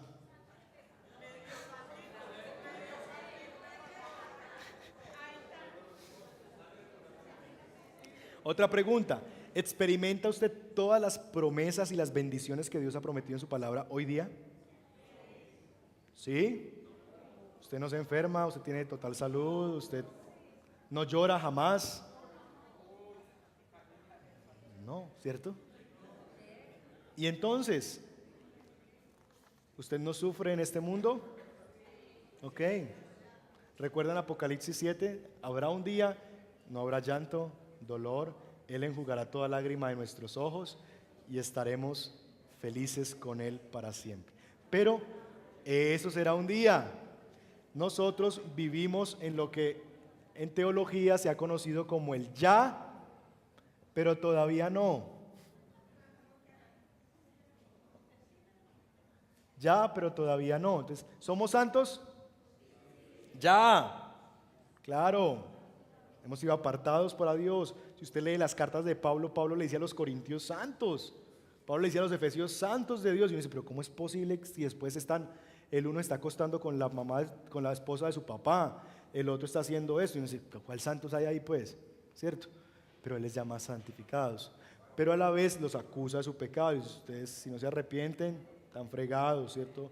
Dios no les ha alumbrado. Entonces, sí, pero todavía no somos lo que deberíamos ser. Todavía luchamos contra la presencia del pecado, ¿cierto? Entonces sí y no. Sí, sí disfrutamos las bendiciones de Dios, claro que sí, la redención de Dios, Isaías 53, salvados y esto, pero todavía la enfermedad está en medio de nosotros. Sí, Joel capítulo 2, vimos algunas manifestaciones de eso ya, ¿cierto? Pero todavía hay otras cosas que no vemos de Joel capítulo 2, ¿cierto? Entonces, vivimos en el ya y en el todavía no, ¿cierto? El reino de Dios se puede ver por lo menos de tres formas. Hay un reino que ya fue inaugurado en la persona de Jesús. Dos, el reino está siendo proclamado por la iglesia, es lo que estamos haciendo hoy en día, está en proceso de ser proclamado. Y tres, el reino va a ser perfeccionado cuando Él venga por segunda vez. Entonces, vivimos predicando a todas las naciones, pero esperamos el día en que todo será perfeccionado. Y quiero leerles, y ustedes van a tener una frase allí para terminar esta parte. Todas las promesas del reino siempre serán plenamente cumplidas al final de los tiempos. El pueblo de Dios estará compuesto de gente de toda nación que cree en Cristo. Se reunirán en el lugar de Dios, la nueva creación y la nueva Jerusalén, la cual es el nuevo templo, y todos se someterán al gobierno de Dios y por lo tanto experimentarán su perfecta bendición. Gente de toda lengua, de toda tribu y de toda nación, ¿cierto? De toda estaremos allí. No todos, pero de toda estará allí, ¿cierto? Y veremos al Señor cara a cara. Vamos a tener un break de 10 minutos. Regresamos 8:30 para nuestra parte final del día de hoy. ¿Listo? Estire sus piernas. Realmente, después de lo que he visto hoy, creo que a mi definición del Evangelio tendría que hacerle estos cambios. Porque a la luz de lo que hemos aprendido hoy, esto no es el Evangelio, esto que yo escribí le sobra o le hizo falta a mi escenario de la presentación del Evangelio. Una cosa que olvidé y que no quiero dejarla pasar es que cuando la Biblia habla de cuál es mi respuesta a la predicación del Evangelio, la Biblia lo resume en dos cosas y lo salté por temas de tiempo: arrepentimiento y fe. ¿Qué es arrepentimiento? Estas tres cosas. Arrepentirme es tres cosas, las tres por R. Arrepentirme es un reconocimiento. Yo soy un pecador. Yo soy un pecador. Entonces, el arrepentimiento requiere, en primer lugar, que la persona reconozca su pecado. Dos, es una renuncia. Renunciar a ser Dios. Yo no puedo solucionar el problema de mi pecado. Yo no puedo, por mis propias obras, llegar a Dios. Yo no puedo, por mis propios méritos, ganarme el favor de Dios. Entonces, renunciar a yo seguir tratando de ganarme el afecto de Dios por mis medios. Y tres, es una reorientación. Yo voy por aquí viviendo como si yo fuera el dueño de mi vida y yo ahora me doy un giro de 180 grados y camino hacia la cruz de Cristo de frente. La cruz de frente, el mundo atrás, diría la canción. Y voy caminando hacia Cristo Jesús, confiando en su obra, pidiendo su dirección, que su obra de santificación se siga dando en mí, que Él me siga cambiando y me siga transformando. y vivo como quien mira la cruz en confianza, pero también en una reorientación de su vida. ¿Estamos? Así que cuando yo les decía que el modelo de las 4 leyes tiene su defecto, es ese: omite el arrepentimiento. Usted no ve nunca el arrepentimiento en ese escenario. Siempre está la fe solita. Y se invita más bien y se le debe decir a la gente: necesitas arrepentirte de tu pecado. ¿Qué es arrepentirse? Las 3 cosas, no una de las 3, las 3 cosas a la vez. Porque si alguien reconoce pero no renuncia, no se ha arrepentido. Si alguien reconoce y renuncia pero no reorienta su vida, tampoco. Si usted no ve frutos dignos de arrepentimiento en esa persona, una reorientación de vida, no le ha amanecido, ¿cierto? Todavía no. Tiene tal vez una intelectualización de la fe, pero todavía le falta en un sentido que dé frutos dignos de su arrepentimiento. Muy bien, un pequeño resumen para ir a unos ejemplos prácticos que quiero que hagamos en los últimos minutos. Resumen. Escriba en su hoja, y ese va a ser parte del resumen, o revise su definición del Evangelio y mire si necesita hacerle algunos cambios, quitarle o ponerle algo. ¿Listo? Revise lo que usted escribió al comienzo y mire, a la luz de lo que hemos visto hoy, si usted necesita ponerle algo o quitarle algo.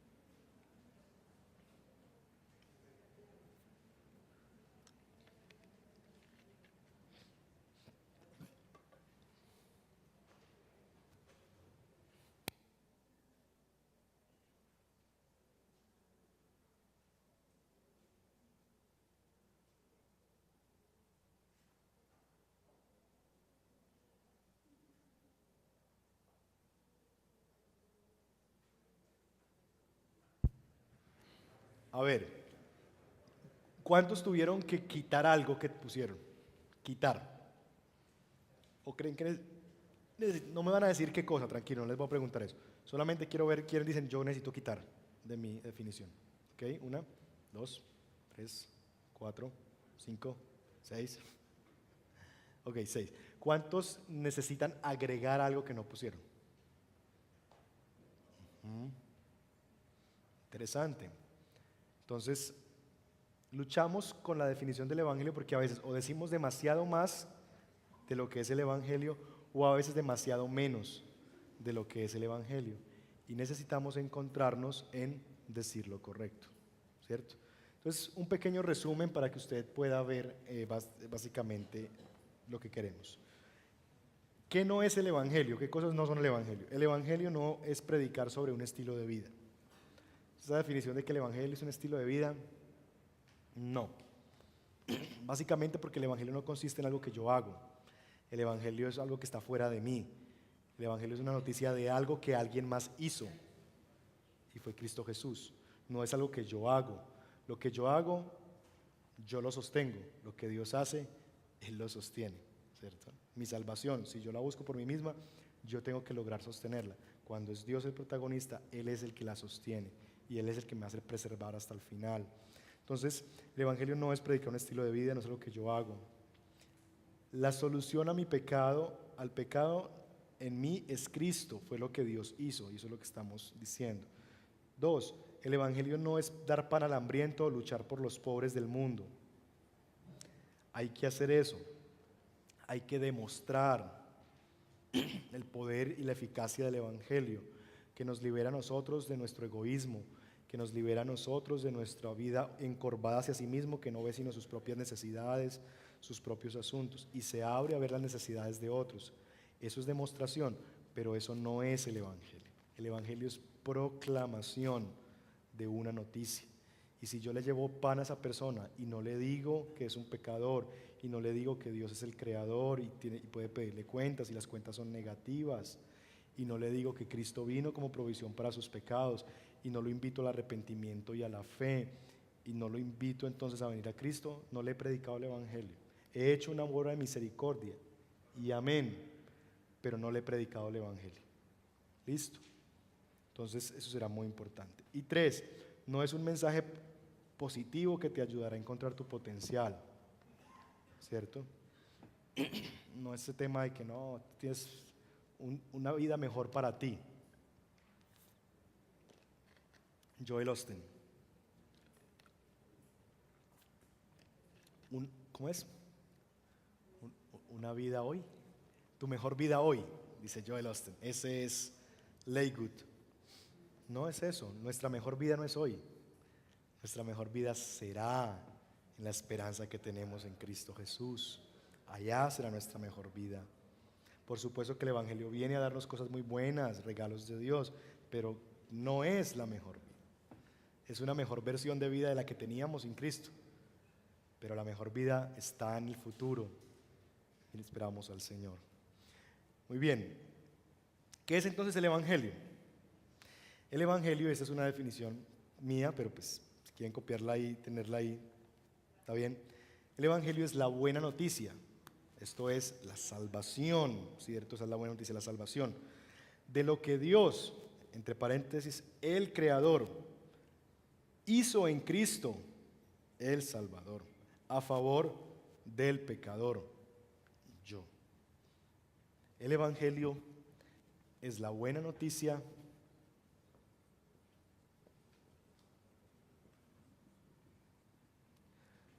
de lo que Dios hizo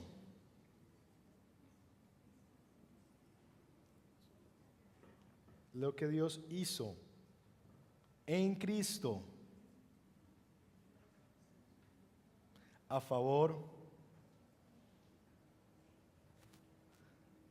del pecador.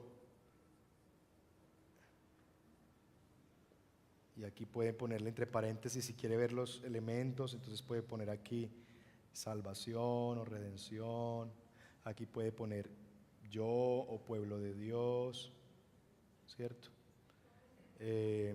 O al que se arrepiente y cree.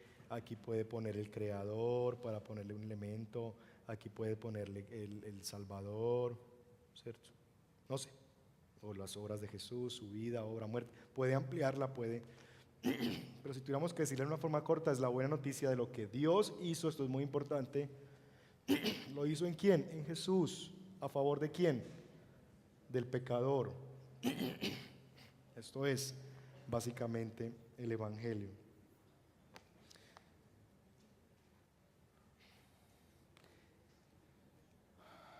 ¿Por qué es importante considerar y tomar toda una lección para tener un concepto del Evangelio? ¿Por qué es importante tomarnos una sesión completa de hoy para ver el Evangelio, Romanos 1 al 4, pero cómo está presente en toda la revelación, la Tanaj, ¿cierto? Y cómo Dios nos dejó todo esto allí para mostrarnos algo y verlo como una revelación progresiva. ¿Por qué? ¿Por qué es importante tener un concepto claro del Evangelio? Número 1, porque nos ayuda a ver la Biblia como una unidad. Entonces ya el Evangelio, al verlo así, creación, caída, Cristo, consumación, nos ayuda a entender que hay una unidad, que toda la Biblia es como una unidad que se va construyendo, como una historia que se va construyendo. Y afirma lo que hemos dicho: Dios es el autor, Cristo el protagonista, el Espíritu Santo escribiéndolo en nuestro corazón. 2, nos ayuda a ver la Biblia como el desarrollo de un plan de redención. Entonces ya vemos la Biblia como que aquí Dios está cocinando algo. Dios está cocinando algo que va a llegar a Cristo y va a haber un momento de consumación. Entonces, cada vez que yo leo algo en Jueces, yo digo, aquí estoy en algún punto de estos. Aquí estoy en la creación, en la caída, y si estoy en la caída, que regularmente la mayor parte del Antiguo Testamento, aquí hay promesas de redención. Aquí Dios está haciendo algo, mostrando una de dos cosas: o mi pecaminosidad o la esperanza de un redentor, la necesidad de un redentor. Entonces puedo ya leer la Biblia con esa perspectiva. 3, nos ayuda a ubicar cada parte en el todo bíblico. Pues cuando yo leo eso, lo que estaba diciendo, yo leo este capítulo de la Biblia, este salmo, y yo ya lo veo como algo más grande, como algo que tiene que ver con otra cosa. Ese tema de que el Salmo 22 me da referencias de un siervo que sufre, entonces yo ya lo enlazo con la persona de Jesús, con la esperanza de Jesús, en fin. Y finalmente, nos ayuda a relacionar cada parte o acontecimiento con la historia. Eso es muy parecido al punto 2. Quiero que terminemos con algunos ejemplos prácticos. ¿Cómo podemos ver algunos momentos del Antiguo Testamento o escenas del Antiguo Testamento relacionadas con el Evangelio? Es decir, ¿cómo podemos ver en algunas historias del Antiguo Testamento el Evangelio? Para empezar ya a saborear lo que vamos a hacer lección 3 y lección 4, que es ahí donde ahí es donde va a haber más taller que conferencia, y donde vamos a aprender ya a verlo en casos reales. Entonces vamos a tomar 3 ejemplos y vamos a hacerlo de la siguiente manera, como lo hicimos la vez pasada. Grupos de 3. Armen grupitos de 3. Tenemos 15 minutos, pero no para armar los grupos. Tenemos 1 minuto para armar los grupos y 14 para trabajar. Grupitos de 3.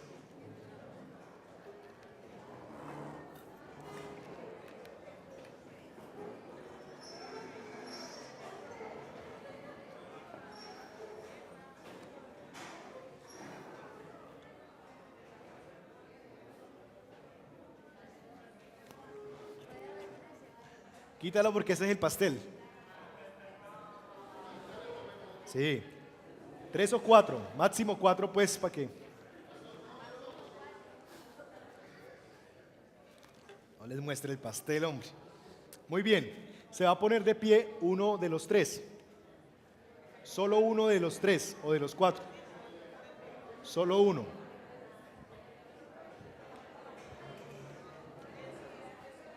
No le voy a preguntar nada, no le voy a hacer nada malo, tranquilos. No los voy a poner a hablar, es solamente para numerarlos. ¿Listo? ¿Todos? Ok. 1, 2, mírenme a mí. 3. 1, 2, 3. 1, 2, 3. Ajá. 2 tú, Luisa, 2. 3. 1. 2 atrás, 3 Adriana. 1 Gloria, 2 Víctor, 3 tú. 1 Alicia, 2 José, 3 Fernando.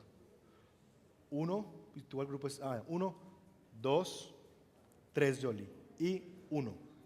¿Listo? Los número 1 van a trabajar el siguiente pasaje o siguiente historia, el pacto de Dios con Noé. Ubíquenlo en Génesis 6, 7, 8, 9. Básicamente la historia en general la que quiero que comprendan. ¿Listo? Los del 1. Los del 2, el llamamiento de Abraham. Y pueden empujar un poquito más hacia las primeras escenas de Dios con Abraham, el pacto, en fin. Abraham, a partir de Génesis 12, más o menos empiezan a ver eso. Ustedes deben saber dónde se habla de Abraham. Listo. Y grupos 3, Éxodo, la historia del Éxodo y la Pascua, esas dos cosas. Que en el Éxodo es que se celebra por primera vez la Pascua. ¿El qué? El 1. Listo, ¿qué van a hacer? Ya van a empezar a leer sin... ¿Listo? ¿Lo tienen claro? Van a tratar de ver elementos del Evangelio de las 4 cosas que hemos visto allí, ¿cierto? ¿Cómo podemos ver algo del Evangelio en eso? Cualquiera de las 4 cosas. Aquí vemos los resultados de la caída, aquí vemos la necesidad de la redención, necesitar un Salvador, aquí vemos algo de la gracia de Dios, no sé.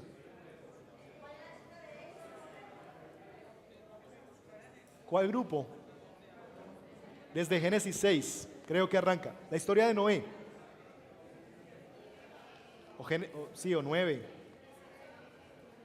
Éxodo, el Éxodo, búsquenlo en la Biblia. ¿Dónde queda el Éxodo? Ay, ay, ay. 10 minutos y me van a dar palabras claves. Vemos esto en cada historia. ¿Dónde está el Éxodo en la Biblia? Busquen dónde está la historia del Éxodo en la Biblia.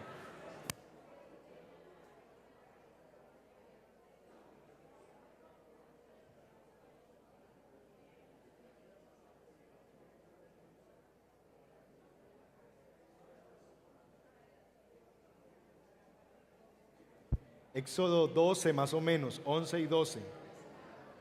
Listo. Pero recuerden la historia en general, no es tanto, porque si no se les va a ir leyendo todo el pasaje. Recuerden.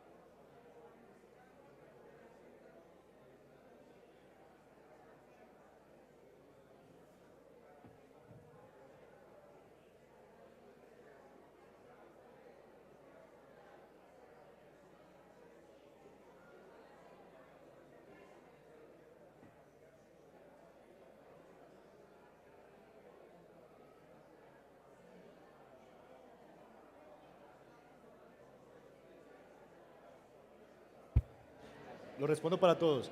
Puede ser que en ese texto ustedes pueden descubrir algunas de las 4 etapas, ¿cierto? O la pregunta que sería mucho mejor, ¿cómo podría yo predicar el Evangelio o verdades del Evangelio desde este texto?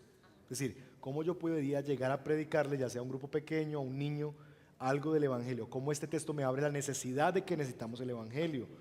Recuerden que nosotros predicamos como quienes ya conocen el final de la historia. Entonces, cuando yo me acerco a este texto, yo ya tengo en mente, pero ¿cómo hacerlo desde este texto? Poderles llevar y decirles, mira, aquí vemos esto de Dios, esto del carácter de Dios, esto de la realidad del ser humano, esto de la necesidad de Cristo.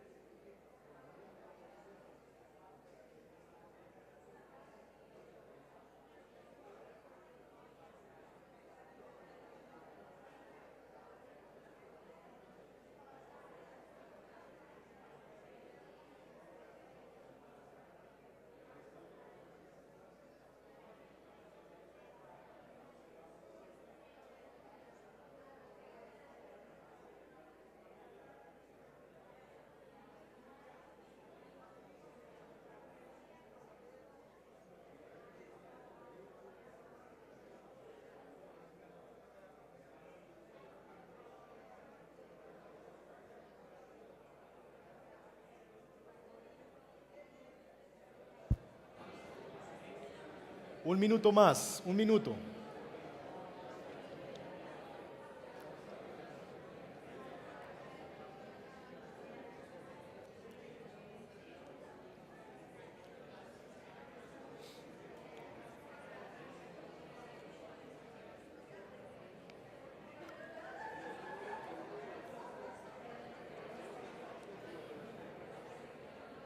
Un voluntario por cada número que venga aquí y quiera contarnos un poquito sus descubrimientos. Uno solo por número. Es decir, uno de la historia de Noé, uno de la historia de Abraham y uno del Éxodo. Voluntarios, y si no, entonces llamo a dedo.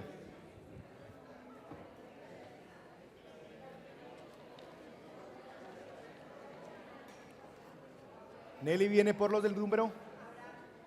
Ya hay Abraham, entonces.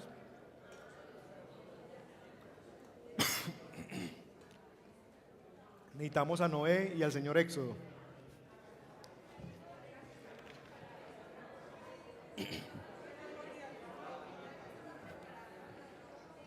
¿Algún Noé?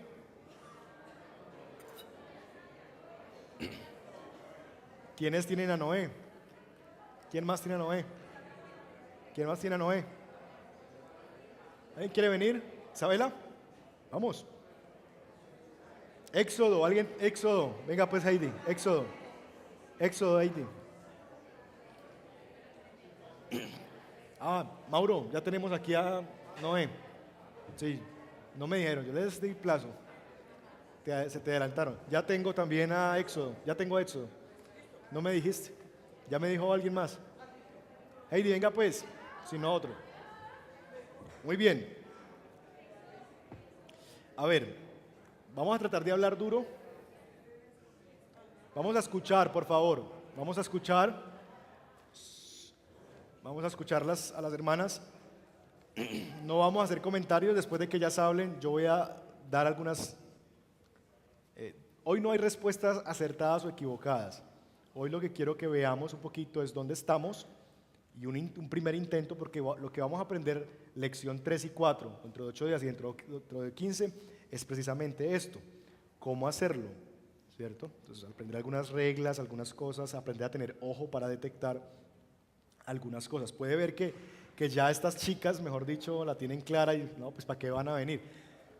Pero puede ser que no, ¿cierto? Y lo que queremos es ir agudizando nuestro oído y nuestro ojo para poder ver el Evangelio en la Biblia. ¿Listo? Entonces, en Noé. ¿Quién es Noé? Dale, Isabel. Lo más duro que puedas.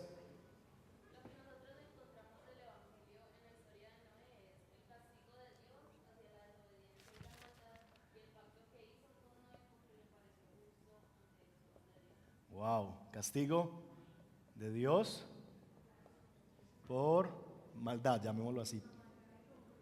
Ajá, y además un pacto de salvación, ¿cierto? Excelente, muy bien. ¿Otros habían visto eso? ¿De los de Noé?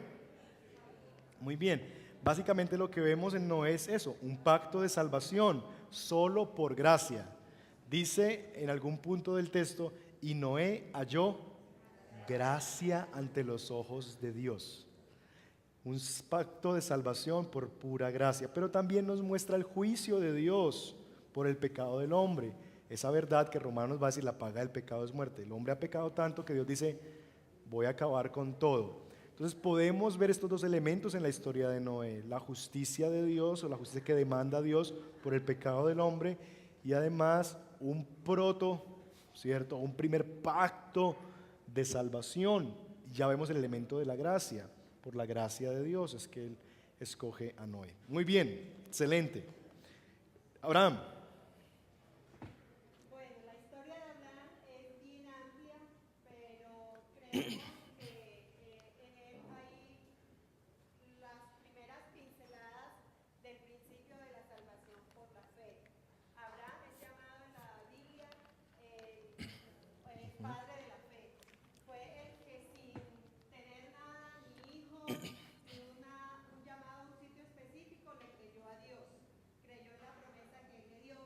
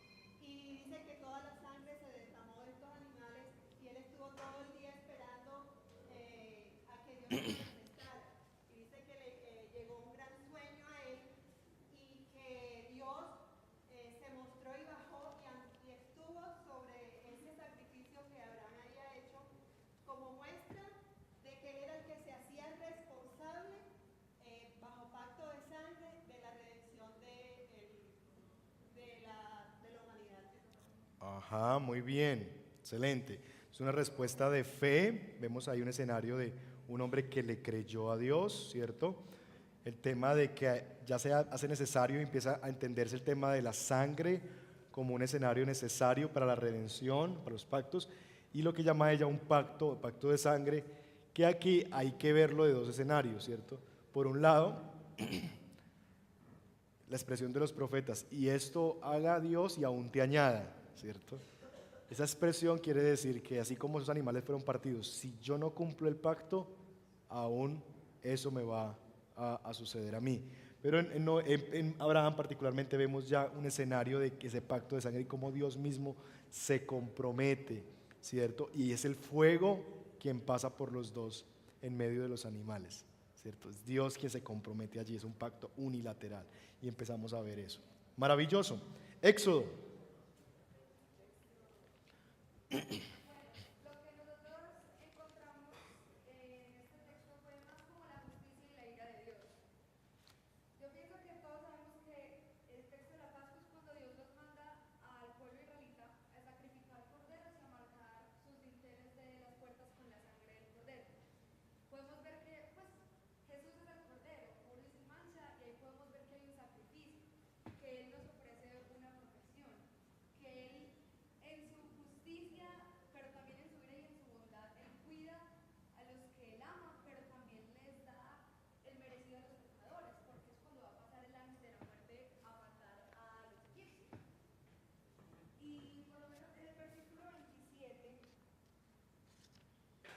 Dios dice que cuando sus hijos les pregunten que por qué conmemoran esta fiesta, porque se va a seguir celebrando, Dios les dice que se conmemora que Dios les salvó la vida. Dice que este sacrificio es la Pascua al Señor, que en Egipto pasó el arco por las calles israelitas, hirió de muerte a los egipcios, pero nuestra familia le salvó la vida. Entonces pienso que algo que se manifiesta es el sacrificio y la justicia.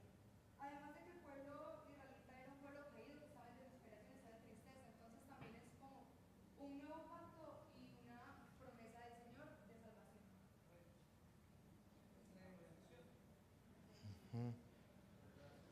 Gracias, Heidi. Muy bien, excelente. Muy bien. Entonces, en el Éxodo vemos varias cosas. Un pueblo cautivo por otro rey, ¿cierto? Que están en la cautividad por un rey bajo el dominio de otro rey, Faraón. Y cómo Dios viene a liberarlos del dominio de un rey, ¿cierto? Que los tiene esclavizados. Y cómo Dios cumple las promesas de salvación que había dado en el pasado, ¿cierto? Y despliega todo su poder, todo lo que Dios necesitaba hacer para liberar a ese pueblo del dominio de ese esclavista que lo tenía bajo su poder. Y cómo Dios entonces los redime, los rescata, los libera por su mano poderosa. Entonces allí vemos el poder de Dios para liberar a un pueblo que está cautivo, ¿cierto? Y también la Pascua nos muestra cómo la redención implica que haya derramamiento de sangre, ¿cierto? Como nos decía muy bien Heidi. Entonces, el tema de la justicia sobre los pecadores, que no es que Israel no pecara, pero Israel era el pueblo de la promesa y Dios para proteger a sus hijos, que también eran pecadores. ¿Recuerdan la canción, el himno que dice, ¿quién me puede dar perdón? Solo de Jesús la sangre. ¿Notan eso? ¿Quién me puede dar perdón? Solo de Jesús la sangre. Y eso es lo que pasa en la Pascua.